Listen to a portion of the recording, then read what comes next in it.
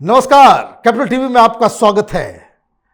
पिछले एपिसोड में हमने डिस्कस किया था कि कैसे दाभोलकर की मौत के ऊपर सीबीआई ने अजब गजब थ्योरी दी और पूरी तरीके से बेनकाब हो चुकी है उनके पूरे इन्वेस्टिगेशन का जो स्ट्रेटजी है। खैर, इस देश में तो यही होता है, सिस्टम आपका तो सच भी आपका।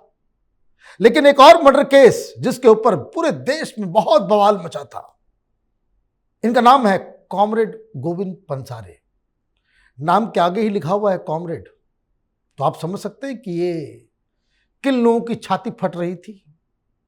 हम लोग कैपिटल टीवी में किसी की मौत के ऊपर जश्न नहीं मना रहे, लेकिन देशद्रोहियों के साथ इस देश में क्या होना चाहिए, ये देश की जनता से अपील कर रहे हैं कि आंखें खोलने का वक्त आ गया है। ये जो दिल्ली में दलाल पत्रकारों का जो जत्था बैठा हुआ है, जो पता नहीं कैसे पत्रकारिता करते करते करोड़पति बन गए, बड़े बड़े बंगले के साउथ दिल्ली में बंगले इन लोगों ने खरीद लिए, ये क्या नेक्सस है। वो कहानी भी इन मर्डर्स के बाद हुई, जो आगे जो प्रोटेस्ट और जिस तरह का एक पूरा टूल किट गैंग एक्टिव हुआ, उससे भी जुड़ा हुआ है। पंसारे की मौत पे किस तरीके से इन्वेस्टिगेशन को बॉस्टअप किया गया, ये हकीकत इस किताब the rationalist murders a diary of ruined investigation, जिसे डॉक्टर अनिल थडानी ने लिखा है, आपका बहुत बहुत स्वागत है। बहुत सारे लोग बड़ी तारीफ कर रहे हैं कि जो पिछले एपिसोड में उन लोगों ने देखा, और हमारे साथ वीरेंद्र जी भी हैं जो इस केस में फंसे हुए लोगों के लिए वकालत कर रहे हैं, और बड़ी सारी कहानियां हैं इनके पास। पंसारे की मौत कैसे हुई?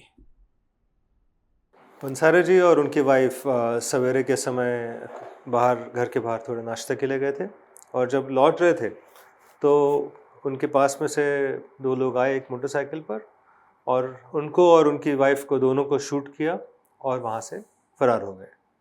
उनकी वाइफ की कंडीशन भी काफ़ी क्रिटिकल थी, उनकी कंडीशन भी काफ़ी क्रिटिकल थी। वाइफ का इलाज कोल्हापुर में ही हुआ और उनको फ्लाइट से मुंबई ले जाया गया और ट्रीटमेंट के लिए, लेकिन उनका देहांत हो गया मुंबई। देवेंद्र फडणवीस की सरकार थी जी, फडणवीस जी की सरकार थी। उन्होंने उनको मुंबई ट्रांसफ़र किया, ब्रिच कैंडी हॉस्पिटल में वो एक्सपायर हो गए।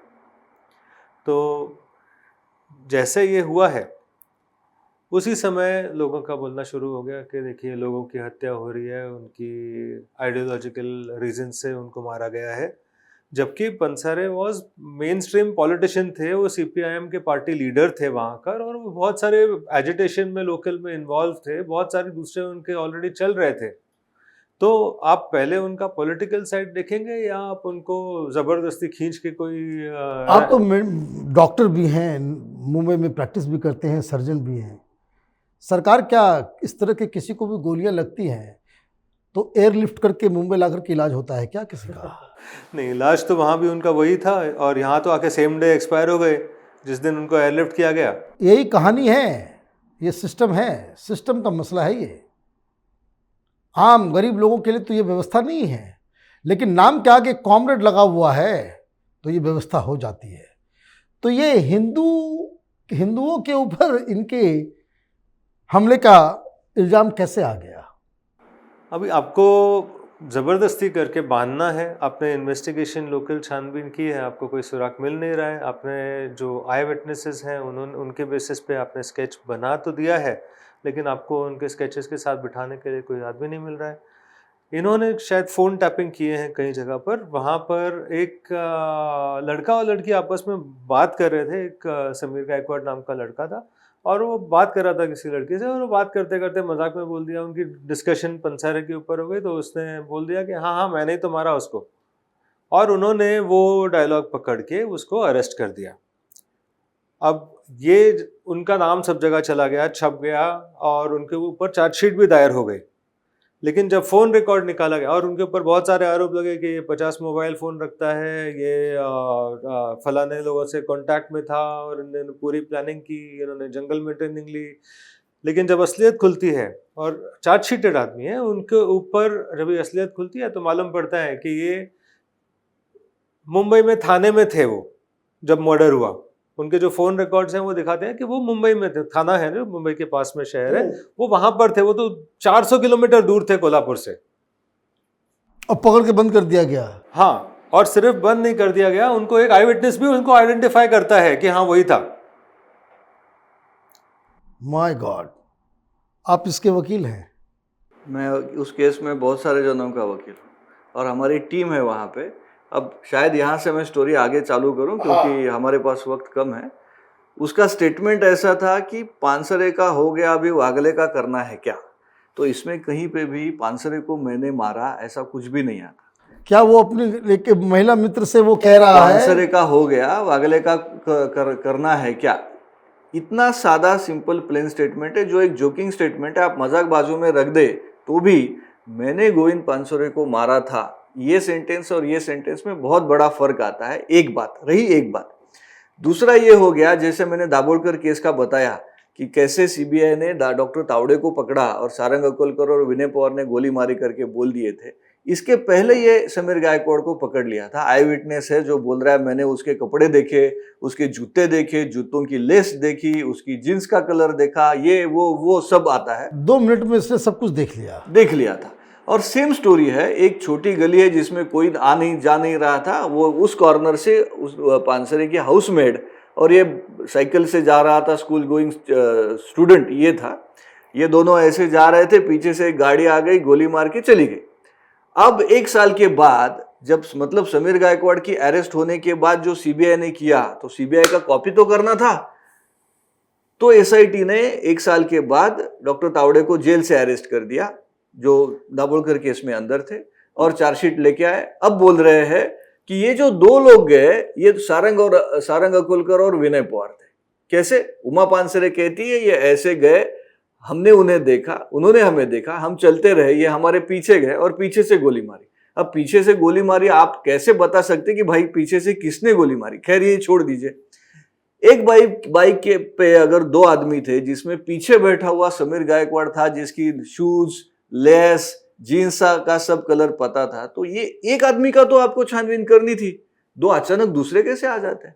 तो जैसे मैंने कहा कि आपका इन्वेस्टिगेशन एक लाइन में आगे जाना चाहिए, फिर घूम के नीचे आता है, फिर ऊपर जाता है, ऐसे तो नहीं होना है। तो इस लाइन से ये चालू हो गया। फिर गौरी लंकेश केस में जब आपने सही बताया सिद्धरामैया की गवर्नमेंट तब थी, तो वैसे जैसे वहां पे अरेस्ट शुरू हो गए तो हाईकोर्ट पूछने लगा हमारा बाजू का स्टेट में इतना इन्वेस्टिगेशन हो रहा है, आप क्या कर रहे हैं? तो जैसे किसी को उधर अरेस्ट किया, इधर लेके आए, उधर अरेस्ट किया, इधर लेके आए, ऐसे करते करते 12 लोगों को अरेस्ट कर दिए। और फिर ये लोग भी तो हाईकोर्ट गए थे, साहब वो हमने चार्जशीट फाइल किया है, ट्रायल नहीं चला, स्कॉटलैंड यार्ड, क्योंकि पानसरे केस में तो सीबीआई वाले की इन्वेस्टिगेशन होनी थी और यहाँ 2 वेपन इस्तेमाल हुआ है जी। अब इसकी तीसरी एंगल जो है, जो फाइनेंशियल एंगल जैसे दाभोलकर केस में थी जिसका इन्वेस्टिगेशन नहीं हुआ, पानसरे केस में क्या होता है देखिए। इसमें असल में एक बहुत बड़े प्रमाण पर इन्वेस्टिगेशन होने की आवश्यकता है। Pansare was office bearer of national office bearer of CPI. वहां के एक कम्युनिस्ट पार्टी या कम्युनिस्ट पीपल रन एक पत्र संस्था में, एक कोऑपरेटिव अर्बन सोसाइटी में 45 लाख रुपए कम्युनिस्ट पार्टी ऑफ इंडिया के पड़े हैं। ठीक है, अगर कम्युनिस्ट आप मुझे पैसे देते हो तो मेरे अकाउंट में आएगा, आपसे पैसे लिए, आपके अकाउंट में आएगा, मुझे पैसे दिए, राइट। सीपीआई के जो इलेक्शन कमीशन को दिए फाइल किए हुआ ऑडिट रिपोर्ट है उसमें ये पैसा आना चाहिए, बिल्कुल आना चाहिए कि भाई इतना आया, नहीं दिखता। ऑडिटर तो कहता है मुझे सिर्फ हेड ऑफिस का अकाउंट दिया गया है, स्टेट का तो मुझे पता ही नहीं।